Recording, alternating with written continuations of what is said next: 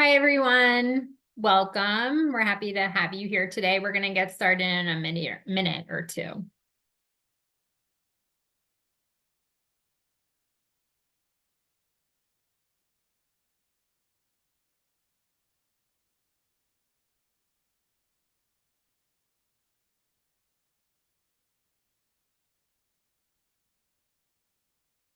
Welcome, everyone. We're going to get started in a minute. Thanks for coming today.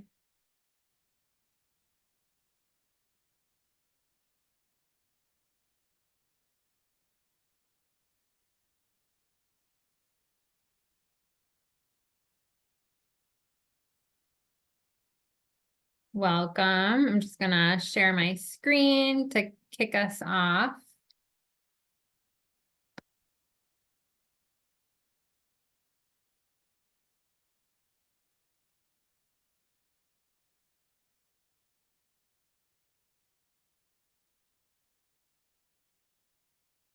Welcome. I'm going to get started. So we have plenty of time for our speaker today. My name is Rachel Roth. I'm Senior Director of Grants and Programs at the Foundation for Financial Planning. We're so pleased to be here today for a webinar on helping older Americans navigate fraud. This webinar and most of FFP's other webinars are eligible for CFP and AFC continuing education credit. We submit the CE credit to the CFP board, but the AFCs in our audience will need to submit to AFCPE themselves, and I'll let you know the code at the end of the webinar, and we'll also email it out so you have that. Before I introduce our speaker today, I'd love to spend a few minutes sharing some information with you about the work that the Foundation for Financial Planning does to expand access to pro bono financial planning for people in crisis or need. So we know that millions of Americans need but can't access quality financial advice and guidance. More than half of Americans don't have savings to cover a $1,000 unexpected expense. And then, of course, there are groups that are especially at risk: people facing serious illness, victims of natural disaster, women, veterans, and members of the military. We serve these groups and other at-risk populations through our support of pro bono financial planning. We were founded about 28 years ago, and we're solely devoted to creating better access to quality financial advice and guidance. And we do this in three major ways.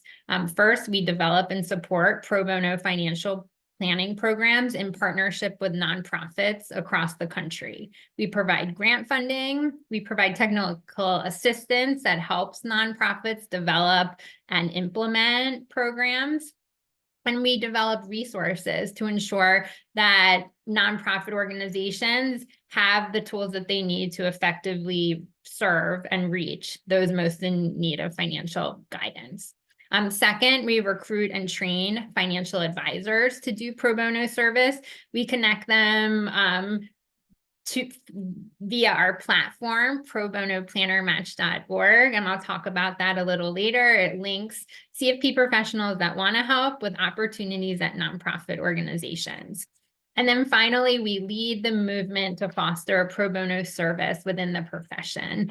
We do this through original research, industry partnerships, public awareness activities. I encourage you to check out on our website our case for pro bono, which offers a detailed look at the views of financial advisors across the country on pro bono service.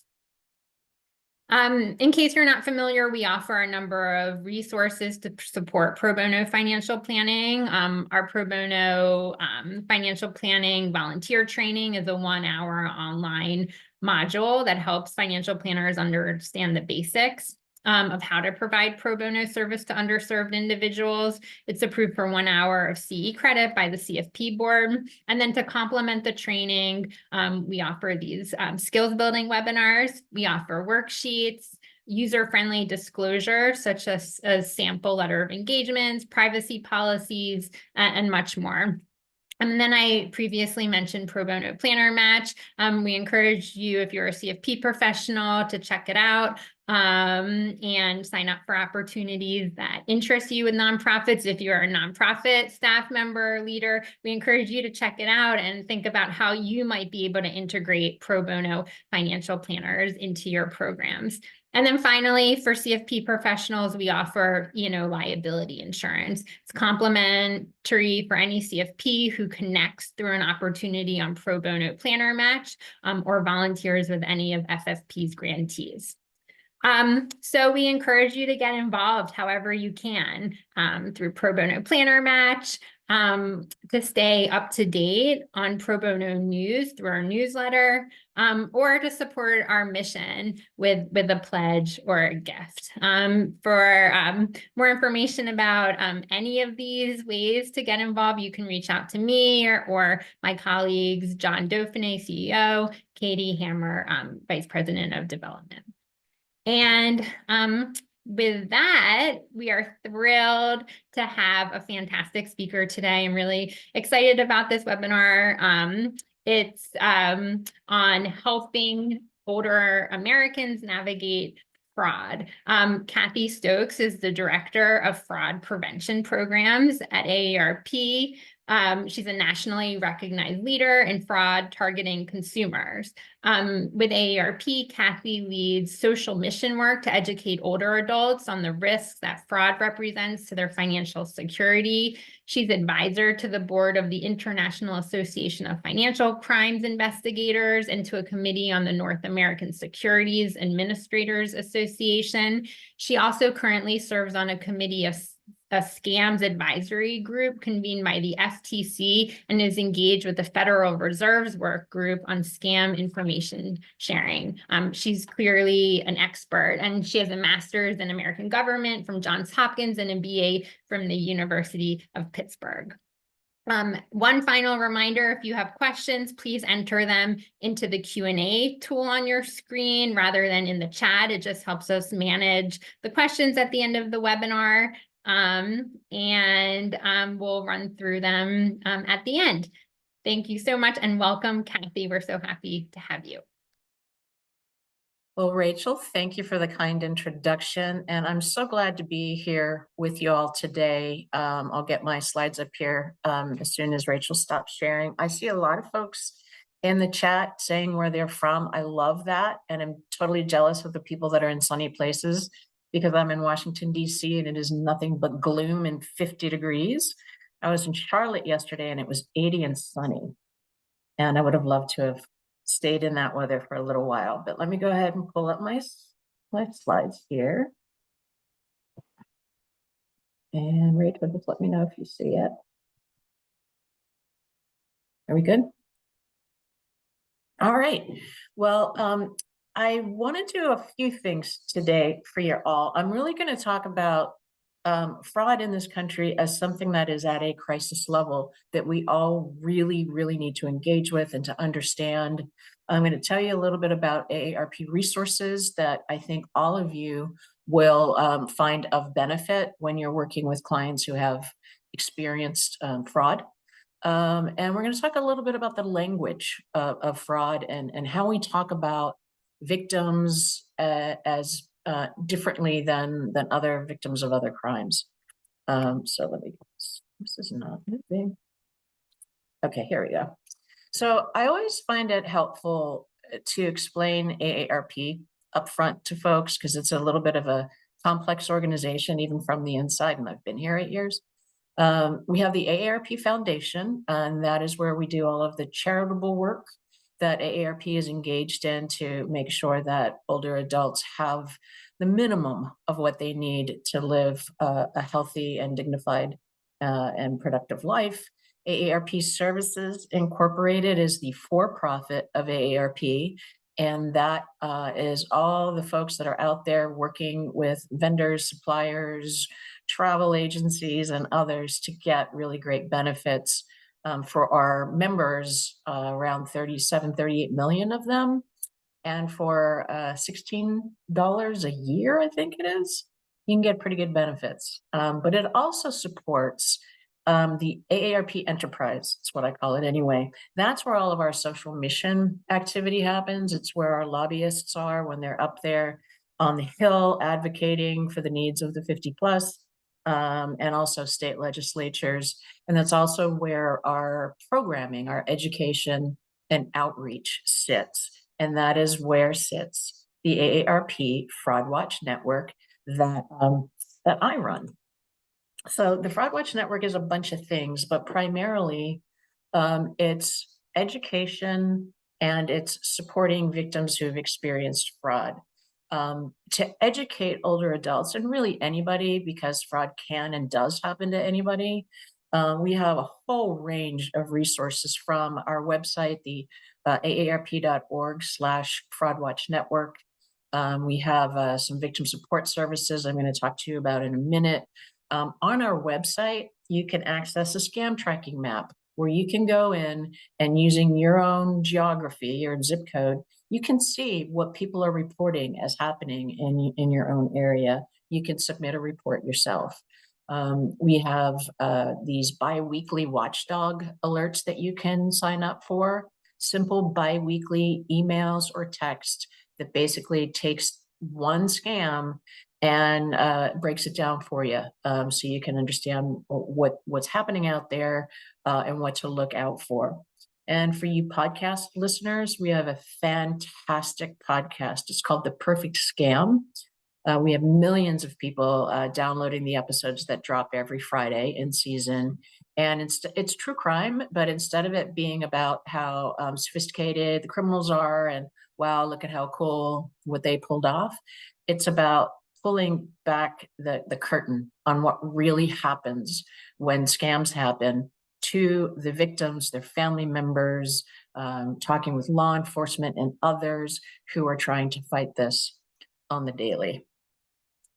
So I wanted to mention a helpline that we have that I think that you'll all find very valuable. So this is the Fraud Watch Network helpline. It's been around in some way, shape, or form for over 20 years. It's free to anybody who calls it. You do not have to be a member of AARP. You do not have to be age 50 or over. If you want to report a scam that you sort of saw out in the wild, but you didn't experience it, but you want to report it somewhere, call this number. We will share that data with the Federal Trade Commission. If you have someone who, like, they get that letter that says that they just won $1 million in a Mercedes-Benz from the Publishers Clearinghouse, and they want to know if that's legitimate or not, call that number. You're actually talking to a human, trained volunteer fraud fighters that can tell you what to look for. And sadly, if you or someone you love has experienced fraud victimization, call that number. It's not a hotline. It's not 24 hours a day, but it is available Eastern time, 8 a.m. to 8 p.m., Monday through Friday. Our volunteers are standing by to help. It is a judgment-free zone. It's to help people understand what happened, help them do what they can to mitigate any existing things that might happen to them, locking down credit reports and stuff like that, reporting to law enforcement. But importantly, it's helping people understand that this is happening around the clock, around all demographics, and it's not their fault. The other victim support program we started maybe about 3 or 4 years ago, and it's an online program. Again, I think this could be very, very helpful to your clients who've experienced fraud. There are these virtual sessions. The intent is to spend an hour with a trained facilitator and 5 or 6 people who are either family members or victims themselves to sort of talk through what happened. The most valuable outcomes for these is people understanding that they're not the only person that this happened to, that it isn't their fault, and there is a community of people who understand. And I think we believed when we first put this together that a victim or a family member would join one of these sessions and then move on with their healing journey in some other way.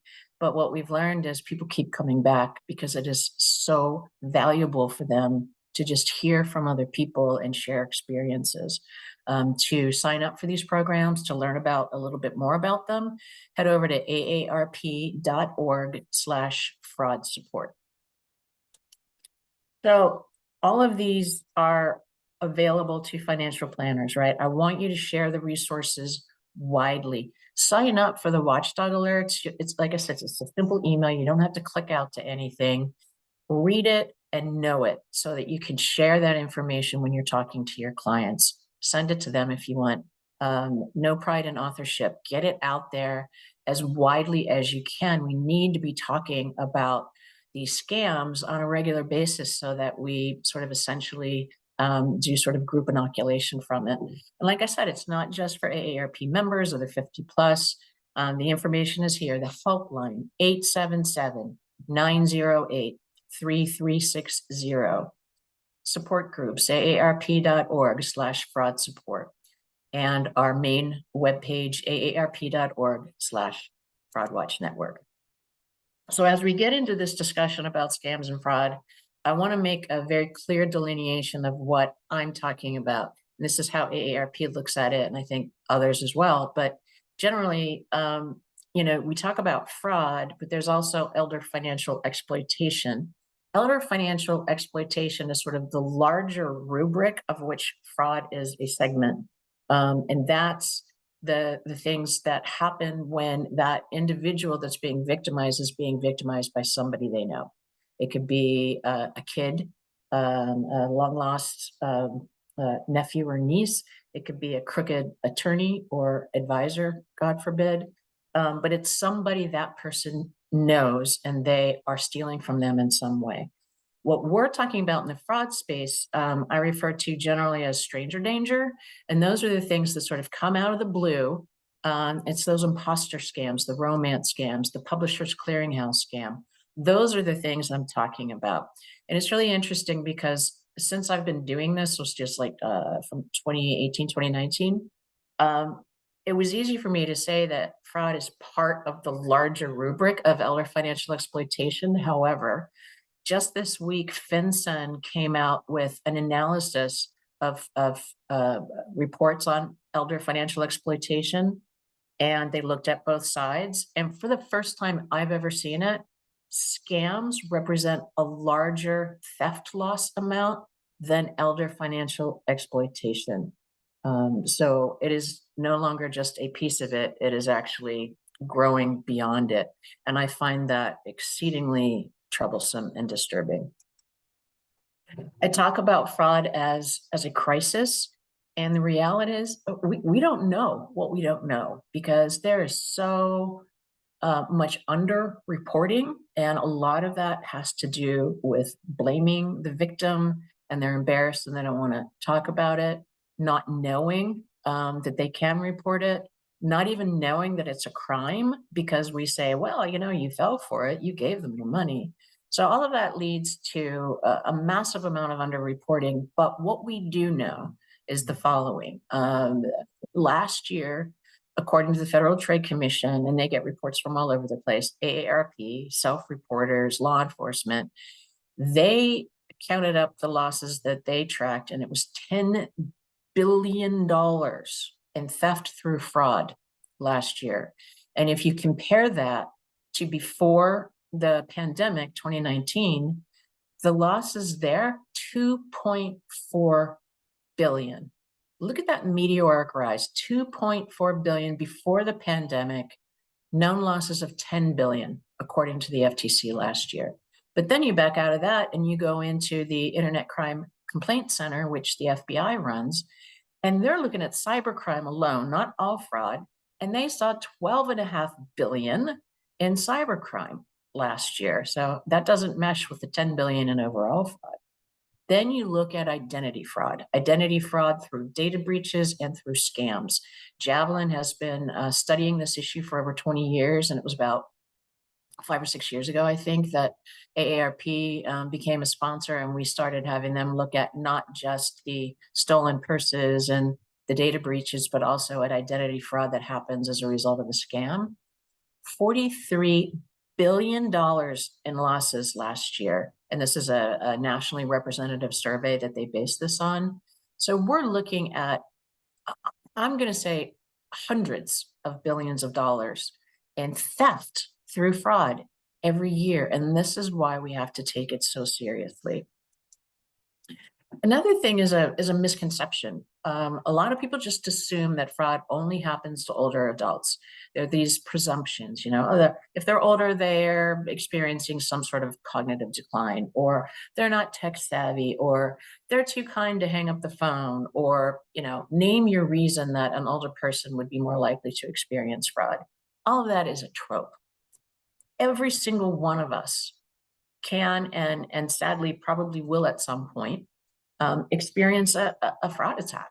And we learned through the Federal Trade Commission data that younger people report fraud losses more often when they report than older adults. It's just when that older adult is the victim, they have so much more to lose. I mean, think about it. You're out there helping people build wealth for their retirement, and they have housing wealth. Maybe they have a pension. Maybe their spouse has died and they have life insurance proceeds. And anything they have, the criminal is going to go after. And they do, and they get it. And that is why when a criminal has a hold of an older adult, that they'll just hang on. Those scams become long and involved, and they just keep going after that person until there's no money left. And so I want to talk a little bit about the trends that we're seeing. I mentioned our helpline. Last year, we got, I think, 90,000 calls incoming to the Fraud Watch Network helpline. And again, those are people that report a fraud that they didn't experience, or they're asking questions, but a lot of those calls are from victims and victims' family members. And I want to start out by talking about generative artificial intelligence. Just because it is like the bright, shiny new tool and something we really do need to be very concerned about. For all of the wonderful things that artificial intelligence has brought us over the years, and what generative AI promises since its inception back November 2023, I think, or 22, can't remember now. Anyway, for all the good that can come, there's so much bad that can come, and it's already happening. These criminals are using generative AI tools to clone voices, to make a bank believe that somebody is calling, and that using that person's voice. They're animating still images. They can take a picture of you that's out there online somewhere and animate it and pretend that you are having a video conference, a video discussion with somebody. They can make your eyes move. They can make your head move. They can't get you, to stand up and walk away, but you wouldn't expect that in a video call anyway. Fake videos, texts, emails written in perfect English, new and fake websites that they can create literally in an instance. And you can't really appreciate how nefarious this can be until you see it for yourself. I have had the great opportunity to talk to two young men who have created a nonprofit called Civ AI. And their goal is to get in front of as many people as possible, starting with policymakers, to show in real time how those tools can manipulate the person they're talking to. I had a 30-minute conversation with them, and in the first 15 minutes, they pulled up my LinkedIn profile, and from it, they generated an email that sounded like it came from me, that would eventually get that person to click on a link, which would download malicious software, perhaps. So they cloned my voice, and I was saying things I would never say. And then they put up a fake New York Times article with me in an orange jumpsuit saying I had just stolen all of the fraud prevention assets. And then there was a Twitter feed, I guess it's X now, somebody posts right away. And again, it's all automated. It's generative artificial intelligence blaming me like, oh yeah, some fraud preventer she is, look what she did. So that was super eye-opening for someone like me who already understands what's going on out there. Drop a note in the chat or in the Q&A if you want to know more about that, and we can try to get some exposure for these guys because it's amazing what they're doing. So it is here to stay from the perspective of fraud and misinformation. It's a very scary world. So I want to talk about 4 or 5 scams that are out there that are hugely concerning. And the first is bank impersonators. And it's actually bank fraud investigators that are being impersonated. But, all of us are kind of used to getting a text message from the bank saying, trying to determine if a purchase was made by you or not. Well, in this case, it's fake. It looks like it's coming from your bank, Bank of America, Citi, whatever, whoever you bank with, saying, checking on the status of this transaction. Did you make it? Y for yes, and for no. And you look at it and you're going like, no, I didn't make that. So you click no. And what immediately happens is you get a phone call. And that phone call is from that bank saying that they're the fraud team and they are noticing active hacking on your account. They have information about your account, maybe the first 4 digits or the last digits. They have maybe part of your social security number. And so you obviously believe that this is your bank. And then they say there's a problem happening. We've got to protect those assets. We're going to get you on the phone with another person who's going to help walk you through this. You need to transfer your funds, whether that's into another account, whether they make you believe that you need to convert it to cryptocurrency, and they tell you how to do that. And, this can go on for hours and hours. And we've talked to victims who've experienced this, and then, they get off the phone and they're like, oh, thank God my bank reached out to me. And then they start thinking like, there's something that's bothering me about this, right? So they call the bank and the bank's like, what are you talking about? We didn't call you. That money is gone. And there's no way to get it back through the bank because the bank's not responsible for those losses. So we try to tell people, don't trust an incoming communication from your bank such that you would respond to it. Go to your bank's website if you have an online account. Go to your app if you have an app with that bank. And if not, use an existing account statement. Find a phone number on that to get in touch with your bank. Do not do a web search to find customer service for that bank, because there are tons of criminals out there and they're setting up shop, buying ads saying they are that bank's customer service, and they put a number out there and you call that number and they answer as if they were customer service for your bank. So only use the numbers to be legitimate, and don't click links. We can't trust any communication we have right now, right? You can't trust a text message that has a link or a phone number. You can't trust an email that has a link or a phone number. You can't trust an incoming call unless they show up on your safe list if you have that set up in your phone. So we're in the situation where we have to verify everything, and something's got to give. Another big issue area, and this is kind of like what was happening in the bank space, but broader business impersonators. I was just talking with Jordan with the FFP before the call, and she got one of these texts that says, "Hey, this is UPS. We couldn't proceed with your delivery. Give us a call or click on this link." And she knew that it didn't seem right, and so she didn't act on it, but she wasn't sure because she had just sent something to her grandmother. That's what they get you on, thinking like, oh yeah, that could be right. So you get a text saying that, and you're like, oh yeah, let me click and work that out. And you're either going to log into something and they're going to steal your credentials, or they're going to try to get you to a website where they will download malicious software to log all of your usernames and passwords and try to break into all of your accounts.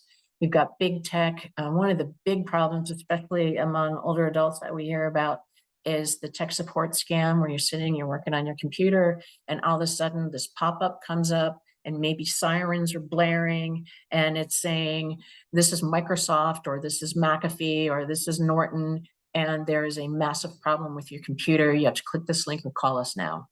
And that's the ruse that gets the person connected to someone who they think is helping them. That leads to an often profound loss. Utility companies, you haven't paid your water bill for 3 months. What's going on there? Or it's the hottest day of the year and they're calling and saying that they're going to cut off your power because you have ignored payment on your bill. And you're like, well, that can't be possible. I always pay for it. I'm like, well, we're looking here and you haven't paid for 3 months. I'm sending somebody over right now to cut your power off. But we can help you if run down to your bank, get the money you owe us. Let's say it's $900, and then run over to this ATM machine over at the 7-Eleven or the liquor store, and you feed that cash into that machine, and we'll give you a code. You send that through that machine, problem solved. Well, these are cryptocurrency machines. The person is taking their money, putting them into these the machines. The money is being converted into Bitcoin or some sort of cryptocurrency, and that QR code they give you or that address that they give you to plug in there is the criminal, and that money is gone. So we say, and Amazon is another big one like that. But these organizations are not going to call you out of the blue. Don't engage with them. Like I said before, with the bank impersonators, go to a resource that to be valid if you need to reach your utility company or a shipper or, retailers. If you get an Amazon email or text and it says that there's a problem with your account or trying to confirm that you just bought 17 new iPhones, instead of clicking on the link that they give you or calling that number, most of us have Amazon, right? So if you use it on a website, go to the website and log in. If you have the app, go to the app and log in and see if there's an issue. And you're going to find out 99.99999% of the time it was a lie. So we have to just verify. This one is particularly concerning. There's a term that is being used out there in the world to describe this fraud that I will not use and I will not repeat because it is so vile and it is so harming to the victim. You may know what it is just by me saying that. I'm going to call it financial grooming, and I'm really active on LinkedIn, and I'm trying to get other people in this space to refer to it as financial grooming. The other word is a word that the criminals themselves came up with to describe what they do. And the latest twist is, you're sitting at home, you're walking down the street, and you get a text message, and it says, "Hey, Mary, are we still on for 5 o'clock tonight?" And you're like, "Oh, I'm not Mary." So you send it back and say, "Hey, you got the wrong number. Sorry." And that's all it takes to begin a two-way conversation that develops over time to be a friendship or some sort of romantic relationship.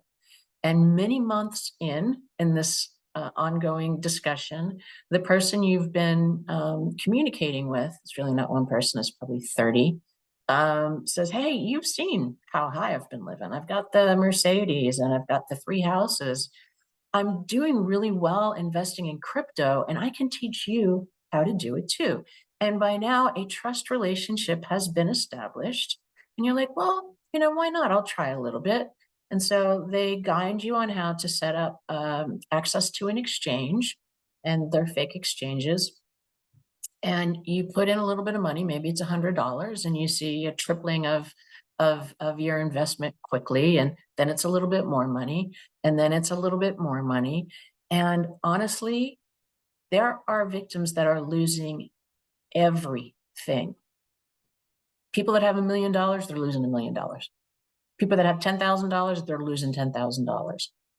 Because once they realize that, they think that they've made what they want to make and they're going to pull the money out, that they run into trouble.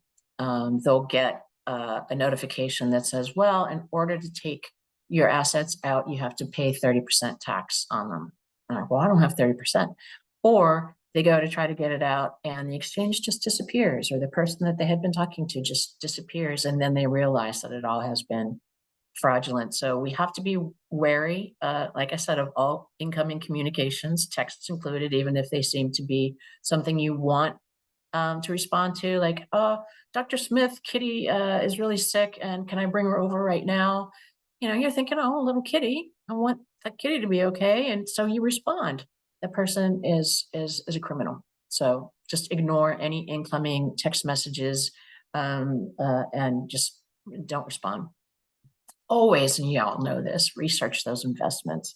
And if you experience this, there is a way to stop money from leaving accounts if it's timely. There is a way for money to be followed on the blockchain in the cryptocurrency world. Few and far between investigators know how to do that. But if you contact your financial institution and you report it to the FBI, police quickly enough, and they have that access, they may be able to help you or your client get their money back. You guys have probably heard about this in the news. Checks that we thought were kind of, going by the wayside are now a hot commodity among criminals. This is largely organized crime driven.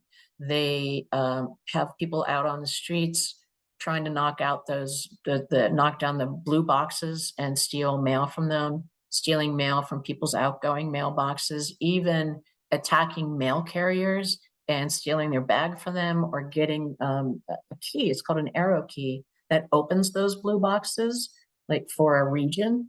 All of this is happening so that they can go through that mail, open up the mail, and find where there are checks, take those checks, and using a solvent like nail polish remover, removing everything but that person's signature, and then writing it out to whomever and for whatever amount they choose.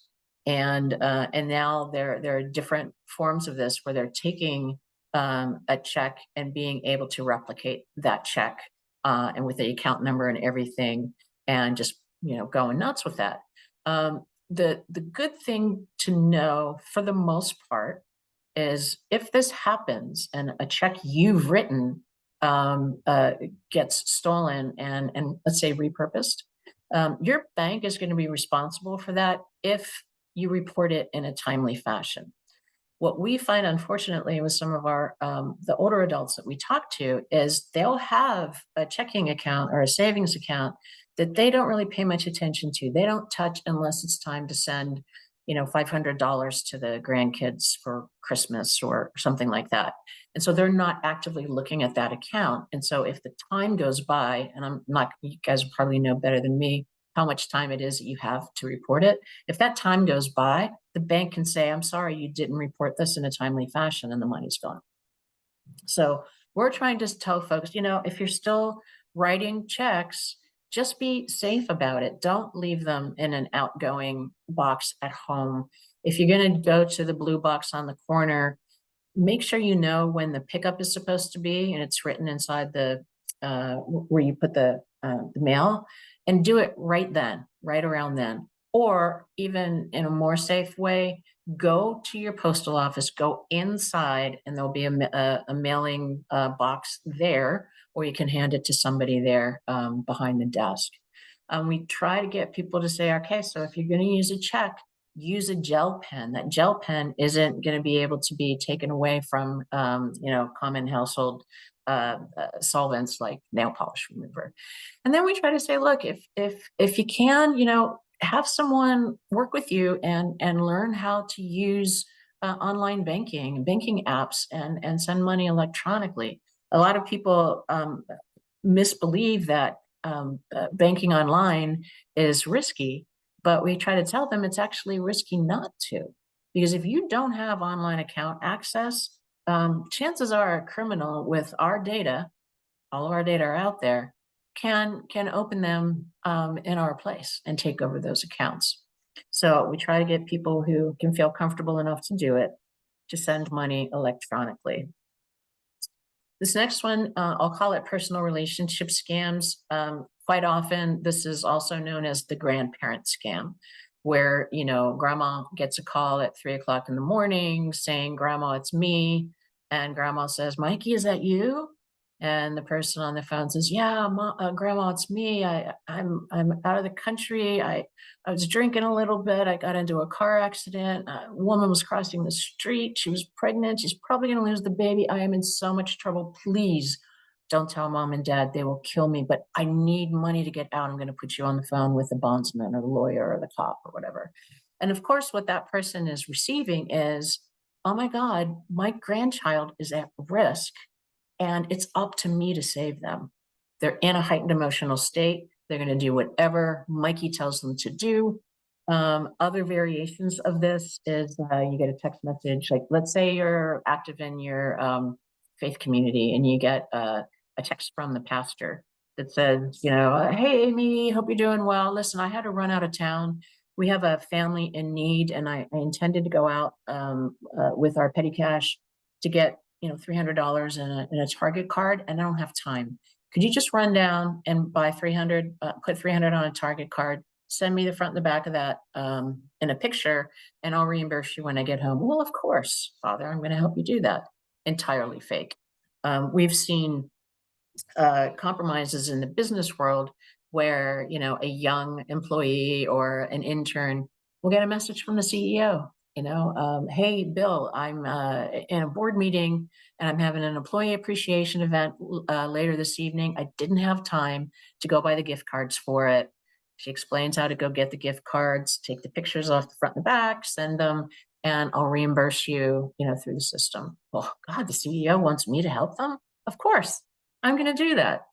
And then there's the, relationships that begin online. Maybe it's on a dating app. Maybe it's on Facebook or Instagram or Words with Friends, and friends turn into love interests, turn into, emergency financial needs, or, I want to buy a plane ticket and come to you, these kind of things. So what we try to tell people is disengage in anybody that contacts you and tells them, it's like a family member or a faith leader saying they need your financial help right away. Just disengage, as hard as it is, disengage, and then find out if that person is really trying to reach you through a different channel. If it's your grandson and you have his phone number, call or text him. If you don't, call your daughter or your son and say, hey, let me know, is Mikey okay? And then be wary of any new online connections. When we're on Facebook and we get a friend request from someone we don't know, but they look like they're connected to people in our network, don't trust that. That's what criminals are doing. LinkedIn right now is a plethora of fraud. A lot of us will say like, oh, this person has 500 followers and knows, this other person in my community. Of course, I'll bring them in. And then those end up turning into these financial grooming scams. So you have to be aware of anybody that's reaching out to you, sadly. So a lot of that I talked about is really scary, but it may also be a little bit sort of head scratching to you. Like, how could people like really fall for this? And really, that's not what's happening. It's not that somebody is falling for something. It's that they were targeted by a criminal, made to believe something that wasn't true, and their money was stolen from them. And we need to start looking at it this way and talking about it this way, so that we pay the right kind of attention to fraud as a crime, and we start doing more about it. We did a study with the FINRA Investor Education Foundation. We released it in 2022, taking a deep dive into the language of fraud victimization, big time literature review, scraping social media, doing a bunch of big discussions with people in and around this space, qualitative, quantitative interviews. And what we learned is basically that when there's a violent crime or a property crime, our tendency is to react with concern. Oh my God, that poor family. What can I do to help you? Maybe I'll send over a lasagna. When it's a financial crime, and by that I'm talking about scams and fraud, you get duped by that. That is the oldest trick in the book. How much money did you give them? You hear the sound, right? The difference there. And then how victims talk about themselves. How could I be so stupid? I can't believe I fell for this. And you even look at the headlines. You see Vermont woman duped out of life savings. Why doesn't it say criminal steals woman's life savings? I think it's much more impactful, and people get that woman wasn't duped. She didn't fall for it. It was the criminal's fault.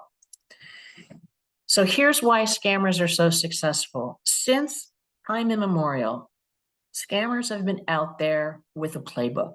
And that playbook says, in order to get a target to make you believe, to believe what you want them to believe and to steal their money or their sensitive information, is to get them under the ether. And what is the ether? The ether is a heightened emotional state.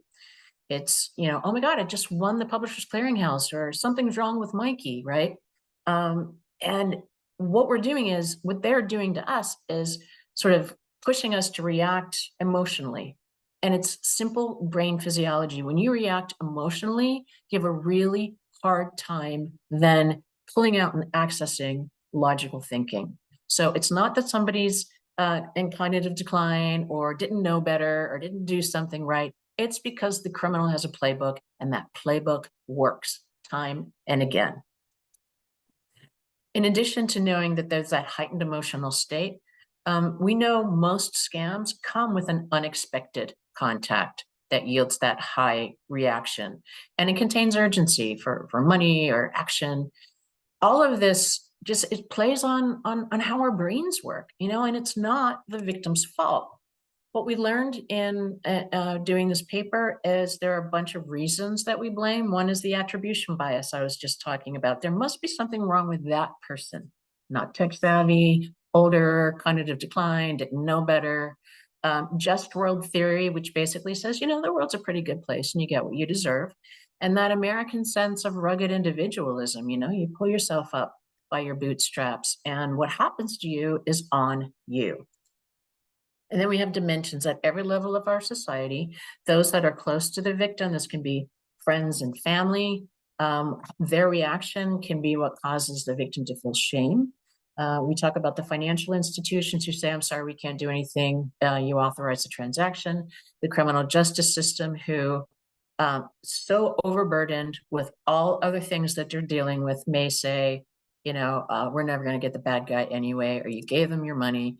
Serves to deprioritize fraud as a crime. And then general public, news headlines, what we see on social media and entertainment, which serves to dehumanize the person who has experienced this crime. And the really cool thing about this is we learned that, we blame every level of society, but we don't really mean it. So that means it can change. It's really not about us feeling like that person was stupid or an idiot or fell for something. It's just that we're used to using those words, and we may say them, but it's really coming from a place of fear for that person, anger for what happened to that person. We know that it's rooted in cultural values, and it's driven by issues that we can address. And so the question becomes how. We reframe with our words. Instead of saying you got scammed, why don't you say you're a victim of a crime? I'm sorry this happened to you. Anytime you use a word like duped or swindled or tricked, you're implying blame. That person did something instead of that person had something horrible done to them. Scammers are good at what they do. Show empathy, empower the victim, and focus on the criminal and the crime with our language. Fraudster just sounds cute. Scammer even doesn't get to the fact that it's a crime. Con artist. Let's get rid of those and let's call them what they are: criminals, perpetrators. If you feel yourself saying, well, she gave them the money, instead of that, somebody stole her money. And it's nuanced, but I think it's important. And so if we choose words with intention, if we do a heck of a lot more in supporting victims than we're doing now, if we can broaden those portrayals like we're trying to do with the Perfect Scam podcast, to help people understand it's not just older adults that are experiencing this. Tell the stories. Telling the story of the victim's experience is so profound and really will help change its narrative. And then go after the criminals. There's very little being done for a lot of good but troubling reasons, but we're not going after the bad guys. And so more and more of them are coming in to be criminals. So we think if we can change this narrative, more people will report instead of just being embarrassed and hiding away in shame. Family relationships can be destroyed when this happens. More family relationships will be protected. Police will understand it for the crime it is. Prosecutors may take more cases. Maybe policymakers will start to begin to understand how much of a crisis this is and want to do something about it. And those billions and billions of dollars will stay in people's accounts and in our economy. So I'm asking you to please be the change. It does begin with each of us. Encourage different word choices. use words that acknowledge the crime and the criminal, respond with empathy and concern, and please, when this happens to someone you know, report it to law enforcement, and insist on getting a report, because who knows, maybe a year or 2 years or 3 years down the road, there's going to be a federal or a state victim compensation fund. And you're going to need that report to be able to say, hey, this happened to me. I see some movement in some state legislatures on that front. So that's why I say that. And I know we have about 12 minutes for discussion, so I'm going to stop sharing. And I look forward to getting some questions and having discussion. Kathy, thank you so much. This is such amazing information. It's really scary, really important, and we really appreciate this. I'm going to start running through the questions. We have a lot of them. The first, a few people have asked, is there a client-facing recorded webinar that they can share with this information? We do a lot of webinars. And if you're on AARP's email list, you will find out about them. If you're at aarp.org/fraudwatch network, you should see updates about them as well. And then you can send that on to your clients. We do several a year. Thank you. And then in terms of AI, we have a few questions with more and more developing AI usages. How can we try to find out what's legitimate information and what's scammers' fake information? It is such a good question, and I think the answer is unknown. I mean, the cat's out of the bag. People are creating fake things that look real out of whole cloth, and there's no way to decipher because there's no law that says you have to put a watermark or it has to say this is fake. And so we can't rely on that. And I'm sure there's going to be all kinds of tools and paid ways to start doing this. But I think what we need to know, or we need to understand, is that even with generative artificial intelligence out there, the game is the same.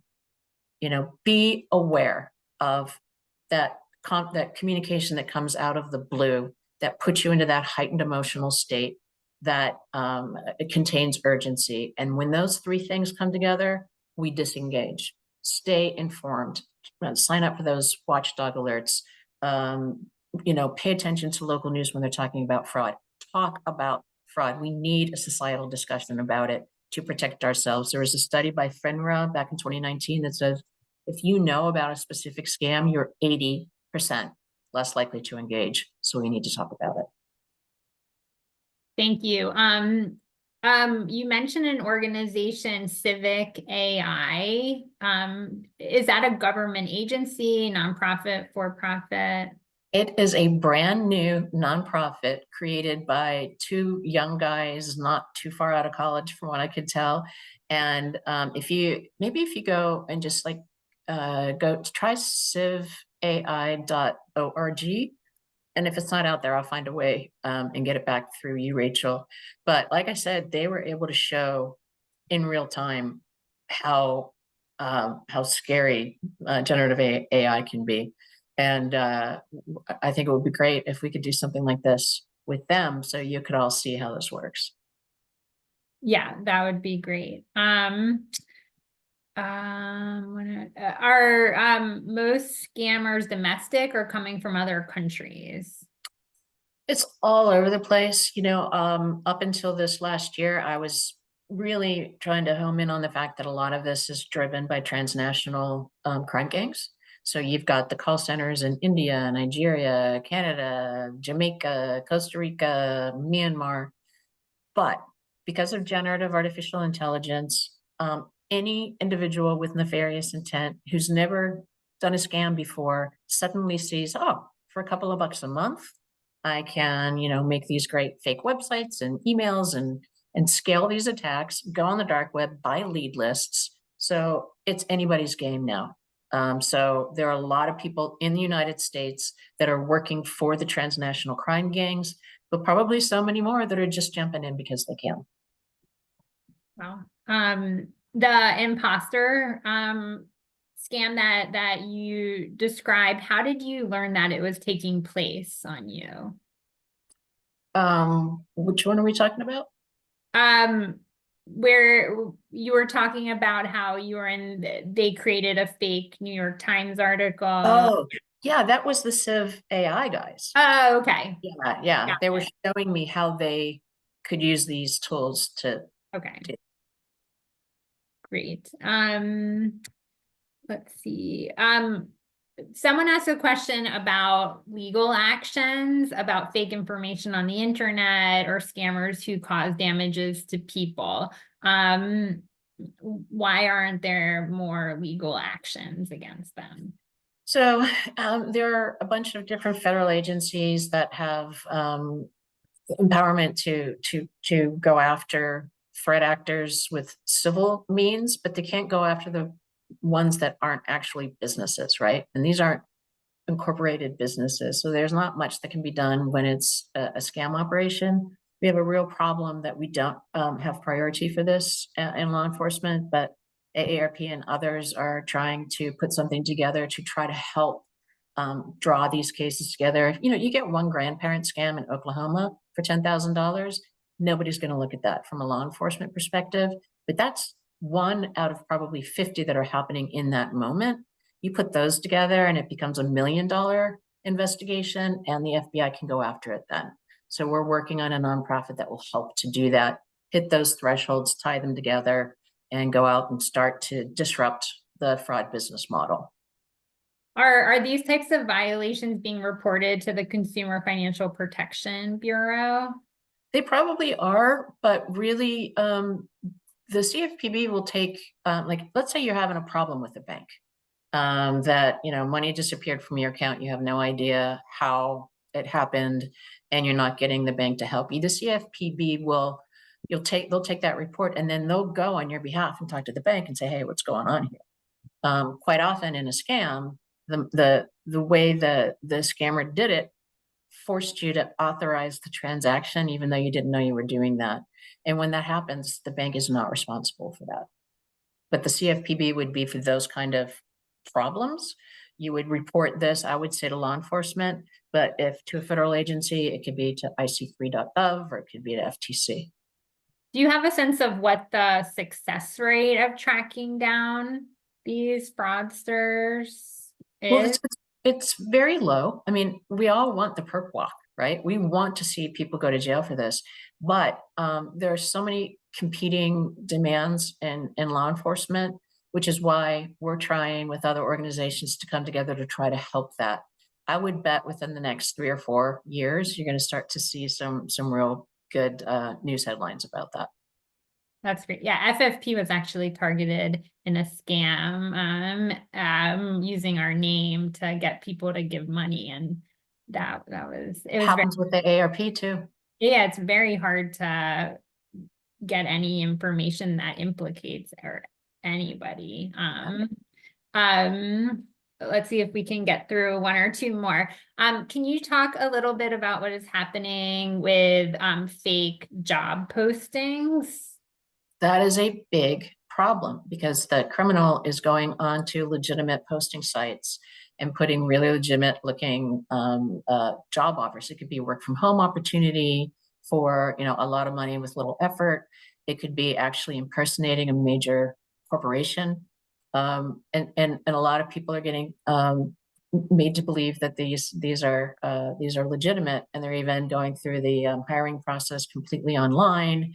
And one of the things that's important to know is that if they're asking you for like sensitive information before the hire, that's fraudulent. You know, it's not until after you sign on the dotted line that then you have to share, you know, the tax form, fill out the tax form, and share your social security number and stuff like that.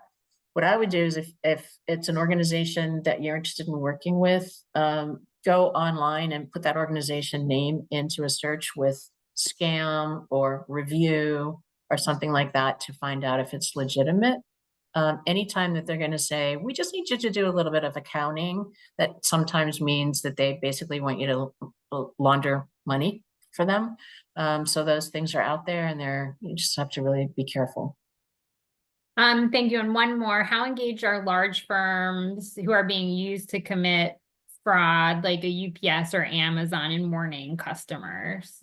Well, I can tell you from my own personal experience that Amazon is taking this very seriously.